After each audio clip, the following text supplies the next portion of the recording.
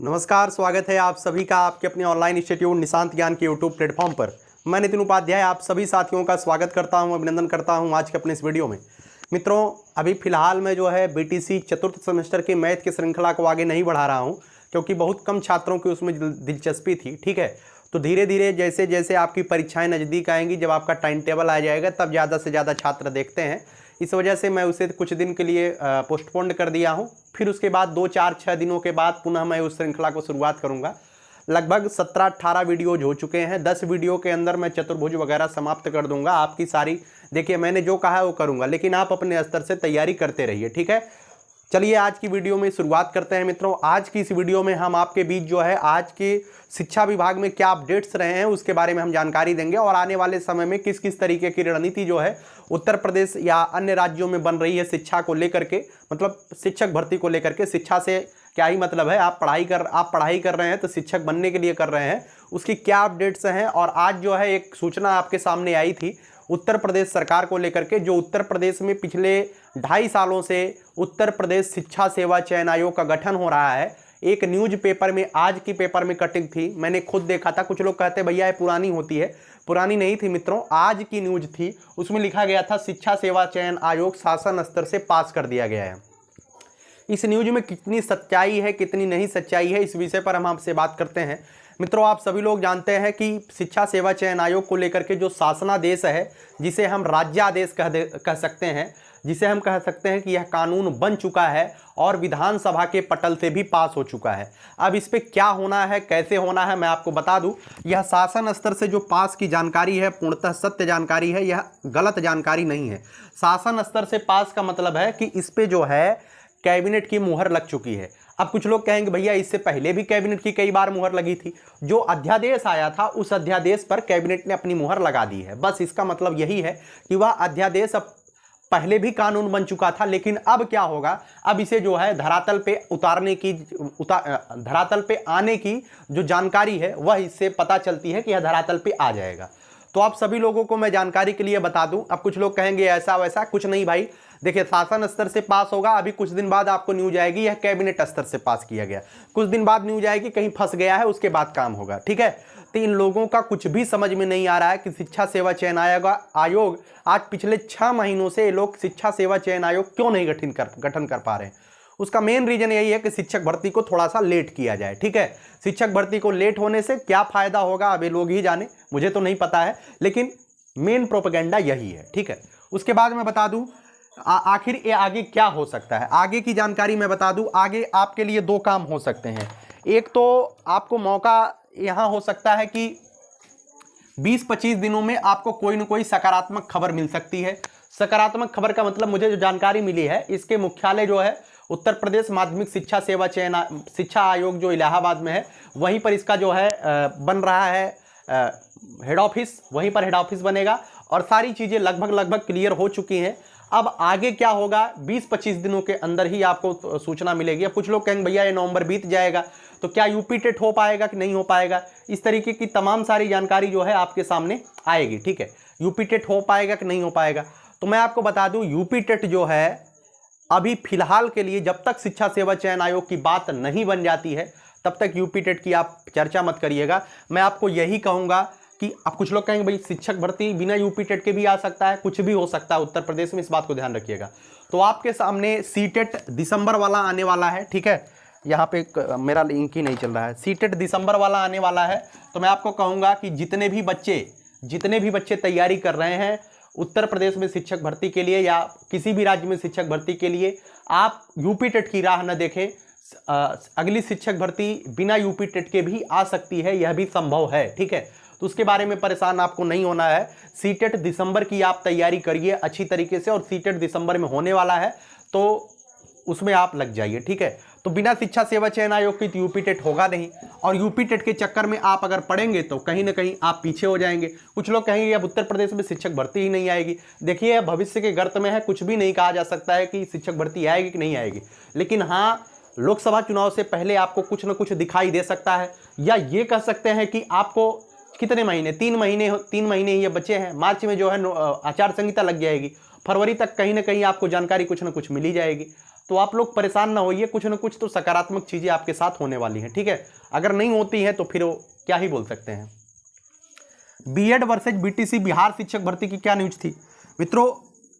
BPSC जो TRE first हुआ था, जिसमें प्राइमरी की वैकेंसी आई थी, आप सभी लोग जानते हैं प्राइमरी की वैकेंसी जिसमें आई थी, उस वैकेंसी में उस समय जो है बीएड वर्सेज बीटीसी का जो है फाइनल डिसीजन नहीं आया था सुप्रीम कोर्ट की तरफ से।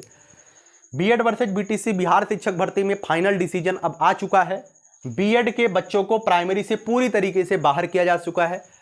सुप्रीम कोर्ट ने साफ साफ बताया है कि 11 अगस्त 2023 के बाद से राज्य में या कहीं भी प्राथमिक शिक्षक भर्ती में कोई भी बीएड का छात्र अगर शामिल होता है तो कहीं ना कहीं वह असंवैधानिक होगा, ठीक है, इस बात को ध्यान रखिएगा। तो बीएड को लेकर के काफ़ी लोग वायरल भी हुए, काफ़ी लोग न्यूज भी बनाए, काफ़ी लोग जो है इतने ज़्यादा फेमस हो गए कि बहुत ज़्यादा व्यूज सुन के आने लगे। तो मैं शुरू से कह रहा हूँ, आज भी कह रहा हूँ, कोई भी बीएड का छात्र यह वीडियो देख रहा है मित्रों, आप टीजीटी पीजीटी और इनके चक्कर में 6 to 8 वाली वैकेंसी के चक्कर में पड़े, आप किसी के बहकावे में न आए कि सरकार अध्यादेश ला रही है, आपको मौका दे रही है, सुप्रीम कोर्ट में ये हो रहा है वो हो रहा है, उसके चक्कर में आप बिल्कुल न पड़े, ठीक है। उन लोगों का काम ही यही है, पर डे वो लोग न्यूज बनाते हैं। तो बीएड के छात्रों को पूरी तरीके से सुप्रीम कोर्ट ने बिहार वाली शिक्षक भर्ती से तो बाहर कर ही दिया है, लेकिन कहीं ना कहीं आप देख लीजिएगा, अब बिहार की शिक्षक भर्ती की प्राइमरी की शिक्षक भर्ती से पीआरटी को बाहर किया गया है। अब मान लीजिए अगर उत्तर प्रदेश में ऐसा होता है, हरियाणा में ऐसा होता है, किसी भी राज्य में ऐसा होता है तो ठीक है, तो वही बिहार वाले डिसीजन को नजीर बनाया जाएगा और आपको भी बाहर कर दिया जाएगा। मान लीजिए राज्य सरकार आपको अपने राज्य में बीएड को मौका दे देती है, लेकिन अब जो फैसला आया ना, उसी फैसले को नजीर बनाते हुए बीटीसी के छात्र आपको बाहर करवा देंगे और माननीय सुप्रीम कोर्ट के फैसले का अवहेलना कोई नहीं करेगा, ठीक है। तो कोई भी बच्चा इस विषय को लेकर के न्यूज वगैरह ना देखे, ठीक है। तो आप लोगों को बाहर किया गया है, तो आप उनके अगली वैकेंसी के चक्कर में पड़े। उत्तर प्रदेश की 2 वैकेंसी आ रही है, एक एलटी ग्रेड की 7500, एक वैकेंसी 18,000 से ज़्यादा यूपी टीजीटी की आएगी और 2025 में आएगी, इतनी जल्दी नहीं आएगी, 2027 के टारगेट में आएगी। तो आपकी तैयारी आज से ही होनी चाहिए, क्योंकि यूपी टीजीटी इतना आसान नहीं होगा, ना ही एलटी ग्रेड इतना आसान होगा जितना लोग कह देते हैं कि हमारा हो जाएगा। नहीं हो पाएगा, पढ़ेंगे तभी हो पाएगा, ठीक है। और बिहार शिक्षक भर्ती की न्यूज की बात करें मित्रों, आज जो है 1 तारीख हो गया, हो सकता है यह वीडियो आप 2 तारीख में देख रहे हो। 3 तारीख की सुबह 10 बजे के बाद 3 तारीख की सुबह 10 बजे के बाद आपको जो है कोई ना कोई नोटिस बीपीएससी के ऑफिशियल वेबसाइट पे देखने को मिल जाएगा। उसमें अब अपेयरिंग के छात्रों को, अपेयरिंग के छात्र सबसे ज़्यादा परेशान है, अपेयरिंग के छात्र, ठीक है। अपेयरिंग के छात्रों को मौका मिलेगा कि नहीं मिलेगा, इस विषय को लेकर के तमाम सारे लोग परेशान हैं। तो 3 तारीख का वेट कर लीजिए, ठीक है। तो आप लोग परेशान ना होइए, फुल नोटिफिकेशन आ जाता है, उसके बाद आप लोग जो है अच्छे से जुट जाइएगा। और वैसे वहाँ भी चुनाव है, वहाँ पहली तो लोकसभा चुनाव है, उसके बाद वहाँ पे इसके बाद 2025 में जो है विधानसभा चुनाव है। तो निश्चित तौर पे जो बीपीएससी टीआरई फर्स्ट में उन्होंने मौका दिया है, वही बीपीएससी टीआरई सेकंड में भी करने वाले हैं। लेकिन सीटेट का नोटिफिकेशन ना आना कहीं ना कहीं दिक्कत है। सीटेट का नोटिफिकेशन आ जाना चाहिए था, ठीक है। लेकिन सीटेट को लेकर के क्या वो लोग जो है फैसला लेते हैं वह तो भविष्य के हाथ में है, लेकिन 2-3 तारीख तक वेट करिएगा। जो मुझे जानकारी मिली है, अपेयरिंग को मौका मिल रहा है, ठीक है, अपेयरिंग को मौका मिल रहा है, और चाहे सीटेट अपेयरिंग हो, चाहे वो बीएड बीटीसी अपेयरिंग हो, जहां तक मुझे जानकारी मिली है। अब क्या होगा, कैसे होगा, वो फुल नोटिफिकेशन आने के बाद ही क्लियर होगा, ठीक है। इस विषय को लेकर के अभी कुछ लोग कह रहे थे भैया क्या पढ़ें, कैसे पढ़ें। तो अभी जो बीटीसी के छात्र हो, जो अपने चतुर्थ सेमेस्टर की तैयारी 1-2 घंटे करते रहे, उसके साथ साथ आप लोग जीएस वगैरह पढ़ते रहिए। जीएस में जो भी आपकी है वो सब पढ़ते रहिए। अगर आपको मौका मिलता है तो आप चौका लगा दीजिएगा, यहाँ पे नहीं मौका मिलता है तो आपकी तैयारी इतनी बेहतरीन हो जाएगी, आगे अगर उत्तर प्रदेश में कम भी वैकेंसी आती है तब भी आप अच्छा कर पाएंगे, ठीक है। तो आपको अगर अच्छा करना है तो आपकी तैयारी लगातार चलनी चाहिए, परेशान होकर के भी करेंगे क्या। मैंने लगातार, एक बच्चा आज पूछ रहा था कि कैसे होगा, क्या होगा, अगर मौका नहीं मिलता है तो हम लोग बर्बाद हो जाएंगे। देखिए, बर्बाद होना नहीं है, ठीक है। अभी आपके साथ क्या हो सकता है, कुछ लोग तो आत्मनिर्भर बनने की श्रेणी में है। आत्मनिर्भर बनने का मतलब कुछ लोग, समस्याएं ऐसी होती हैं, जॉब कर रहे हैं, ठीक है, तो लोग जो है जॉब के साथ साथ पढ़ाई करते हैं। कुछ लोग जो है केवल और केवल पढ़ाई कर रहे हैं। तो मैं उनको बता दूं, देखिए परेशान नहीं होना है, जो भी होता है अच्छे के लिए होता है, ठीक है। अगर मान लीजिए आगे शिक्षक भर्ती उत्तर प्रदेश में भी आ जाती है तो आप लोग पढ़ाई किए रहेंगे तभी ना आपका कल्याण हो पाएगा। इतना आसान उत्तर प्रदेश में भी अब नौकरी लेना नहीं है, क्योंकि बीटीसी का छात्र 2017 से बैठा है, 2017 batch, 18 batch, 19 batch, 21 batch, 22 batch, अगर वैकेंसी आगे जाती है, 22 बैच भी आ जाएगा, 5-5 बैच एक साथ आएगा। मान के चलिएगा 7 से 8 लाख बच्चे जो है 50,000, 30,000, 35,000, 40,000 पोस्टों के लिए लड़ाई लड़ेंगे। और बाहर के राज्यों को मौका मिलने के यहाँ भी चांसेज है, उत्तर प्रदेश में भी। तो समझ लीजिए कितना तगड़ा कंपटीशन होगा। तो आप लोगों के लिए सही यही है कि जीएस वगैरह पढ़ते रहिए, मैथ वगैरह थोड़ा बहुत लगाते रहिए, ठीक है। उम्मीद करता हूँ सारी चीज़ें आपको समझ में आई है। अगर सारी चीज़ें आपको समझ में आई हैं तो वीडियो को लाइक कर दीजिएगा, चैनल पे पहली बार आते हैं सब्सक्राइब जरूर कर लीजिएगा, ठीक है।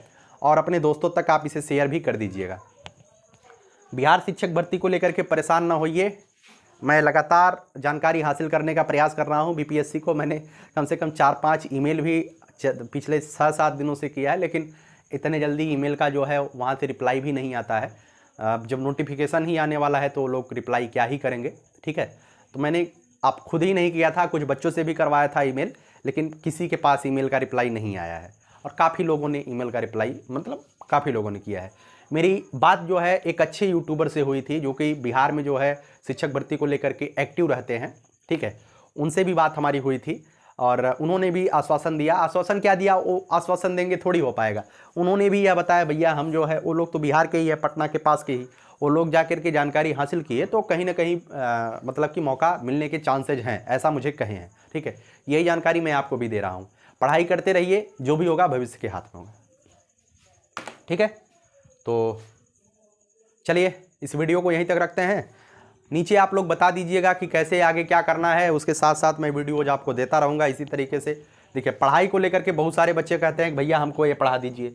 जैसे मैंने पेड टेलीग्राम चैनल लॉन्च किया है तो प्रथम प्रश्न पत्र आरंभिक स्तर पे ये सब जो लिखा गया है, कुछ बच्चों ने कहा कि भैया ये सीरीज आप पढ़ा दीजिए। तो देखिए भाई मेरा देखिए उद्देश्य हमेशा साफ रहता है कि जो चीज़ें आप स्वयं से कर सकते हैं।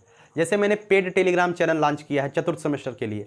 अब उसमें मैं क्या करता हूँ, उसमें मैं केवल और केवल चिन्हित करके, सीरीज से ही चिन्हित करके क्वेश्चन देता हूँ और उसके बाद जो चीज़ें मुझे लगती हैं कि आपको बाहर से पढ़नी चाहिए, सीरीज से नहीं, जो चीज़ें मुझे लगती हैं बाहर से आपको पढ़नी चाहिए वो चीज़ें मैं मेंशन कर देता हूँ। पढ़ना आपको है, बस केवल मैं निर्देश दे सकता हूँ। और जो बच्चा, ध्यान से सुनिएगा, जो बच्चा पढ़ाई यूट्यूब से कर रहा है, जो बच्चा ऑनलाइन पढ़ाई कर रहा है कि केवल यही ऑनलाइन पढ़ करके हम टॉप कर जाएंगे, आप बहुत बड़ी गलती में है। पेट का पेपर उठा करके देख लीजिए किस बच्चे ने कितना स्कोर कर पाया है यूट्यूब से पढ़ाई से, ठीक है। अगर आपको बेहतर करना है और आगे और भी बेहतर बनना है, सिलेक्शन लेना है, तो ध्यान रखिएगा किताबों से आपको दोस्ती करनी पड़ेगी, किताबों के साथ आपको सोना पड़ेगा, किताबों के साथ आपको जगना पड़ेगा, एनसीईआरटी एससीईआरटी पढ़नी पड़ेगी, तभी जाकर के आपका कल्याण होगा।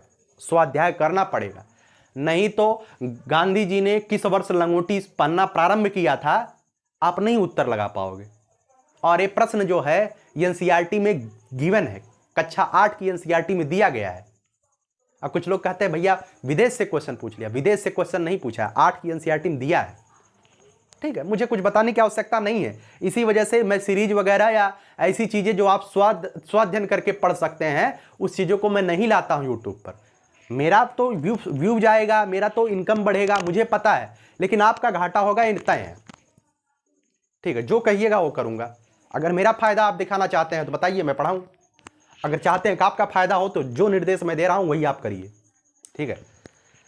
बाकी चलिए आखिरी लाइन बोल करके वीडियो को समाप्त करूंगा। यही जज्बा रहा तो मुश्किलों का हल भी निकलेगा, जमी बंजर हुई तो क्या वहीं से जल भी निकलेगा। न हो मायूस न घबराई अंधेरे से मेरे साथी, इन्हीं रातों के दामन से सुनहरा कल भी निकलेगा। बहुत बहुत धन्यवाद आपको वीडियो देखने के लिए, आपका बहुत बहुत आभार। भगवान करे आप बेहतर करें।